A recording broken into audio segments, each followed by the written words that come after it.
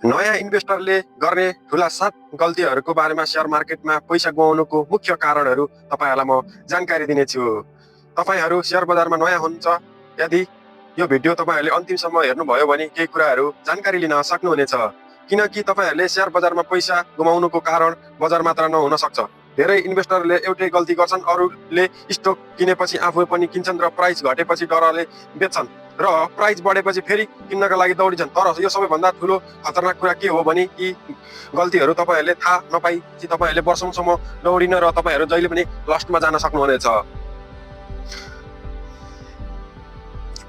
तर सबैभन्दा ठुलो खतरनाक के हो भने तपाईहरुलाई म जानकारी दिनेछु। आज म तपाईहरुलाई नयाँ इन्भेस्टरले गर्ने 7 वटा सबैभन्दा ठुलो महत्त्वपूर्ण गल्तीहरूको बारेमा जानकारी दिनेछु र अन्तिममा गल्ती यस्तो छ जुन धेरै मानिसहरूले गल्ती नै हो भनेर चाहिँ सोच्दैनन्। त्यसैले नम्बर 7 सम्म तपाईहरुले यो भिडियो अन्तिमसम्म हेर्नु होला। नमस्कार साथीहरु, स्वागत छ तपाईहरुलाई रेड ट्रेडिङ हब युट्युब च्यानलमा।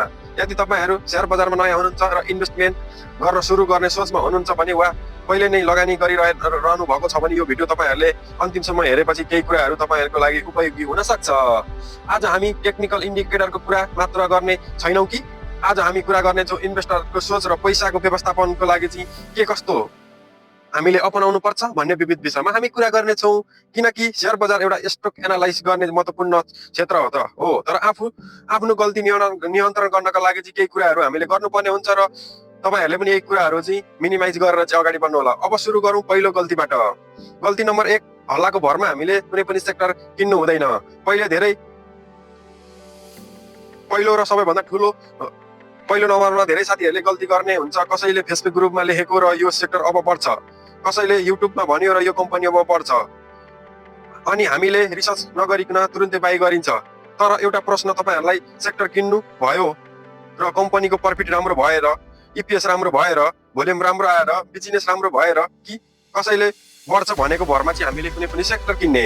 यदि तपाईहरु यसको उत्तर अन्तिमसम्म र इन्भेस्टरले होइन कि यो चाहिँ तपाईहरुले केही लगानी गर्ने साथीहरुले राम्ररी बुझ्न सक्नुहुनेछ। त्यसैले कुनै पनि सेक्टर किन्नुभन्दा अघि कम्पनीको बारेमा चाहिँ सबै कुराहरुको हामीले एनालाइज गरेर चाहिँ कम्पनीले कस्तो खालको बिजनेस गरेको छ, प्रफिट बुकिङ बढेको छ छैन कि घटिरहेको छ, इपीएस कस्तो छ, बुक भ्यालु कस्तो छ, डिबिट कस्तो छ, म्यानेजमेन्ट कस्तो छ र यो मार्केटमा भोल्युम कस्तो आउँदैछ र अहिलेको प्राइस एक्सन कस्तोमा चल्दैछ र रुल्स नम्बर 1 तपाईहरुले यो कुराहरु चाहिँ हेरेर अगाडि बढ्नुपर्ने हुन्छ।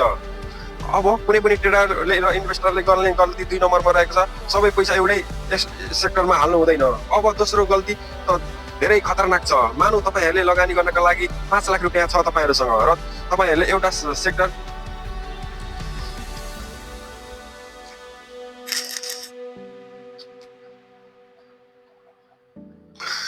मानौ तपाईहरुसँग कुनै पनि पैसा 5 लाख रुपैयाँ छ र तपाईहरुले एउटा सेक्टर निकै राम्रो लाग्यो र अनि पुनः 5 लाख त्यही सेक्टरको कम्पनीमा तपाईहरुले लगानी गर्नुभयो। अब त्यो सेक्टरको 25% ले घट्यो भने तपाईहरुको पोर्टफोलियोमा के हुन्छ? एउटै एकपटक ठूलो असर पर्छ। सही कारणले गर्दा इन्भेस्टरले चाहिँ बुझ्नुपर्ने हुन्छ। अब हामीले 50 वटा कम्पनी किन्यो भने होइन कि, तर 50 वटा कम्पनी तपाईहरुलाई किन्नु भनेको होइन कि, तर हामीले आफ्नो सम्पूर्ण क्यापिटल चाहिँ एउटै मात्रै कम्पनीमा लगानी नगर्ने र 2 भन्दा 2, 4, 5 वटा कम्पनीमा तपाईहरुले लगानी गर्नुभयो भने एउटा कुनै पनि सेक्टर चाहिँ ब्याङ्कको लागि चाहिँ लगानी गर्नुहोस्, अनि हाइड्रो पावरमा, इन्स्योरेन्समा कुनै पनि 2 भन्दा 3, 4 वटा कम्पनीमा चाहिँ तपाईहरुले लगानी गर्नु। त्यसैले तपाईको पोर्टफोलियो चाहिँ निकै राम्रो बन्न सक्छ। अब हाम्रो 3 नम्बरको चाहिँ गल्ती छ चाहिँ स्टप लस नबुझ्ने। हामीले स्टप लस किन नबुझ्ने भन्दा अब आउँछ चाहिँ यस्तो, ट्रेडर र इन्भेस्टरले दुवैका लागि चाहिँ अत्यन्तै महत्त्वपूर्ण विषय चाहिँ स्टप लस। धेरै नयाँ लगानीकर्ताहरूले चाहिँ सेक्टर किनेपछि प्राइस घट्न थाल्यो भन्छन्, तर अलि पर्खिने फेरि बढ्छ र अझै घट्छ। अब त सस्तो पो भयो भनेर तपाईहरुले फेरि घट्यो भनेर चाहिँ बजारमा खराब छ। तर यस्तो चाहिँ हामीले स्टप लस बन्नु भएन। अब हामीले के बुझ्नु पर्यो भने स्टप लसको अर्थ के हो भने सेक्टर घटिरहेकै बेला चाहिँ हामीले बेच्ने होइन कि। यसको अर्थ तपाईहरुले आफ्नो रिस्क चाहिँ पहिले कुनै पनि सेक्टर बाइ गर्नुभन्दा पहिला चाहिँ तपाईहरुले यसको लागि चाहिँ विचार गर्नुपर्ने हुन्छ र हामीले कुन लेभलमा बाइ गर्ने, कुन लेभलमा प्रफिट बुकिङ गर्ने, कुन लेभलमा टार्गेट, सबै कुराहरुको चाहिँ यो चाहिँ 3 नम्बरमा तपाईहरुले बुझ्नुपर्ने हुन्छ। 4 नम्बरमा भनेको चाहिँ फन्डामेन्टल एनालाइज नगर्नु। अब चौथो गल्ती भनेको धेरै इन्भेस्टरले चाहिँ चार्ट मात्र हेर्ने र ग्रीन क्यान्डल देख्ने बित्तिकै धेरै साथीहरुले बाइ गर्नुहुन्छ र रेड क्यान्डल देख्ने बित्तिकै धेरै इन्भेस्टरले सेल गर्नुहुन्छ। तर कम्पनी भित्र के भइरहेको छ त्यो हेर्नुहुन्न। र लङ टर्म इन्भेस्टरका लागि पनि यो फन्डामेन्टल एनालाइज निकै महत्त्वपूर्ण हुन्छ। तपाईहरुले कम्पनीको यो विषय चाहिँ इम्पोर्टेन्ट हुनेछ तपाईहरुले कुनै ट्रेडर इन्भेस्टरको लागि। इपिएस कस्तो छ, प्रॉफिट बुकिङ ग्रोथ कस्तो छ, रेभेन्यू कतिको बढ्दैछ, बुक भ्यालु कस्तो छ, पीआर रेटिङ कस्तो छ र कम्पनीको डेबिट कस्तो छ र डिभिडेन्ड हिस्ट्री कस्तो छ, म्यानेजमेन्ट बिजनेस मोडल कस्तो छ, यी सबै कुराहरुको चाहिँ तपाईहरुले प्राइसको तुलनामा कम्पनीको भोल्युम कस्तो आएको छ मार्केटमा सबै कुराहरुको चाहिँ यो कुरा हेर्नुपर्ने हुन्छ। त्यसैले यो गुड कम्पनी, राइट भोल्युम र सबै कुराहरुको चाहिँ तपाईहरुले यी कुराहरुसँगै हेर्नुपर्ने हुन्छ। अब हामीले 5 नम्बरमा गल्ती भनेको चाहिँ FOMO मा चाहिँ किन्नु भनेको चाहिँ पाँचौं गल्ती भनेको चाहिँ यसलाई चाहिँ भनिन्छ FOM को अर्थ चाहिँ फायर अफ विजन आउट भनेको चाहिँ तपाईहरुले आज एउटा सेक्टरमा 10% बढ्यो र भोलि चाहिँ त्यसमा 8% ले बढ्यो अनि तपाईहरुलाई लाग्यो चाहिँ अब त यो छुट्टै माथि जान सक्छ। त्यसैले प्राइस मार्केटको प्राइसमा किन्नु भयो त भोलिपल्ट, तर त्यो किने पछि तपाईहरुले चाहिँ प्राइसमा चाहिँ करेक्सन आयो। अब तपाईहरुले भन्नुहुन्छ कि शेयर बजारमा त मेरो त भाग्य निकै राम्रो रहेछ, तर यस समस्या तपाईहरुले भोगिरहनु भएको छ। समस्या के थियो भने तपाईहरुले प्राइसलाई चाहिँ अपरेटन ठान्नु भएन र एनालाइज गर्नु पर्यो र मार्केटको बारेमा हेरेर चाहिँ कम्पनीको बारेमा कस्तो खालको कम्पनी हो, यो सेक्टर कतिसम्म जान्छ, तपाईले आज 20% प्रॉफिट बुकिङ गर्नु भएको छ, अझै 25-30% जान्छ भनेर चाहिँ तपाईहरुले यसको लागि चाहिँ होल्ड गर्नु भएन। तपाईले जुन टार्गेटमा प्रॉफिट बुकिङ गर्न लाग्नु भएको छ त्यही टार्गेटमा चाहिँ हामीले प्रॉफिट बुकिङ गर्नुपर्ने हुन्छ। अर्को 6 नम्बरको गल्ती भनेको चाहिँ प्राइस सेलिङ। यो प्राइस सेलिङ भनेको चाहिँ अब 6 नम्बरमा गल्ती गर्ने भनेको चाहिँ यो एउटा बजार घट्दा नेप्से घट्यो र पोर्टफोलियो पनि रातो भयो र सोशल मिडियामा चाहिँ नेगेटिभ न्यूज आयो र इन्भेस्टरले डराएर राम्रो खालको कम्पनी पनि बेच्छन्। अब एउटा कुरो हामीले बुझ्नुपर्ने हुन्छ, मार्केटमा करेक्सन र कम्पनीको डिसलेसन ब्याड न्यूजले गर्दा हामीले यदि मार्केट घट्यो भने पहिलो प्रश्न हामीलाई के आउँछ भने यो कम्पनीको फन्डामेन्टल नै बिग्रेको रहेछ। केवल एउटा मार्केटको करेक्सनले कमजोर भएमा कम्पनी घट्ने हुँदैन। यदि तपाईहरुले लङ टर्म इन्भेस्टर हुनुहुन्छ भने आफ्नो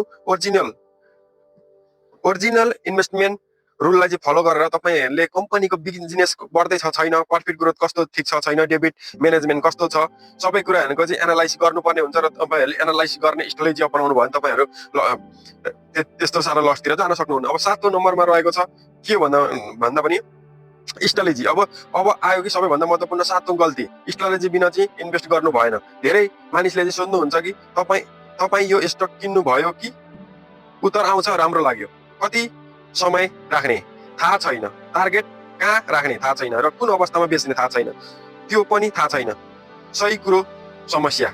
अब तपाईहरुले बुझ्नुहुन्छ कि इन्भेस्टरले सुरु गर्नुभन्दा अघि आफ्नो उद्देश्य स्पष्ट गर्नुपर्ने हुन्छ। हामीले कुन लेभलमा प्रॉफिट बुकिङ गर्ने, कुन लेभलमा सपोर्ट रेजिस्टेन्स र कुन लेभलमा चाहिँ स्टप लस राख्ने, सबै कुराहरुको चाहिँ लङ टर्म इन्भेस्टर र सर्ट टर्म इन्भेस्टर र मेरो रिस्क चाहिँ कुन लेभलसम्म राख्ने र म कति क्यापिटलमा लगानी गर्छु भनेर तपाईहरुले यो कुराहरुको चाहिँ बुझेर चाहिँ अगाडि बढ्नुपर्ने हुन्छ र त्यसैले इन्भेस्टर बन्नुभन्दा पहिले चाहिँ यो आफ्नो स्ट्र्याटेजी चाहिँ अपनाउन सक्नुहुनेछ। अब हामीले एउटा कुरा के भन्नु भन्छ, बाउन्स र नयाँ इन्भेस्टरको सिम्पल मार्केटको बारेमा। अब हामी तपाईहरुलाई एउटा सिम्पल कुरा तपाईहरुलाई म बताउने छु चाहिँ 7वटा पोइन्ट। बिजनेस कम्पनीले के गर्छ, fundamental, profit booking, EPS, book value र डेबिट कस्तो छ, सबै कुराहरु हेर्नु पर्यो र प्राइसको उच्च हाई लो कतिसम्म छ र ट्रेड चाहिँ अहिले मार्केटमा कस्तो छ, इन्टर जोन, सपोर्ट जोन कस्तो छ, रिस्क म्यानेजमेन्ट कस्तो छ, कस्तो खालको न्यूजहरु आएको छ कुनै सेक्टरको बाइ गर्दा, त्यो कुराहरुको चाहिँ तपाईहरुले हेर्नुपर्ने हुन्छ।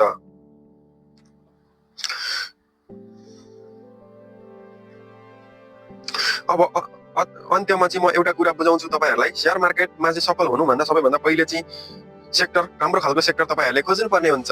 पहिले आफ्नो गल्ती कम गर्न सिक्ने र किन्ने कि राम्रो सेक्टर किन्ने भन्ने तपाईहरुले प्राइस, त्यो सेक्टरको प्राइस कुन लेभलसम्म पुगेको थियो, अहिलेको मार्केट स्थिति कस्तो छ, समस्या कस्तो छ, सबै कुराहरु हेर्नुपर्ने हुन्छ र राम्रो एनालाइज गरेर तपाईहरुले रिस्क म्यानेजमेन्ट छैन भने तपाईहरुले समस्याबाट चाहिँ बिना समस्या चाहिँ तपाईहरु अगाडि बढ्न सक्नुहुनेछ। र तपाईहरुले यदि आजको भिडियो तपाईहरुलाई एउटा मात्र नयाँ सिक्नु भयो र तपाईहरुले यो भिडियो उपयोगी लाग्यो भने तपाईहरुले लाइक, कमेन्ट, सब्स्क्राइब र शेयर बजार सम्बन्धी चाहिँ यो एजुकेसन पर्पजको लागि चाहिँ यो भिडियो बनाएको हो। तर तपाईहरुले यो अर्को भिडियो हामी महत्त्वपूर्ण विषयमा लिएर आउने छौँ। आजलाई यति नै, थ्यांक यू सो मच।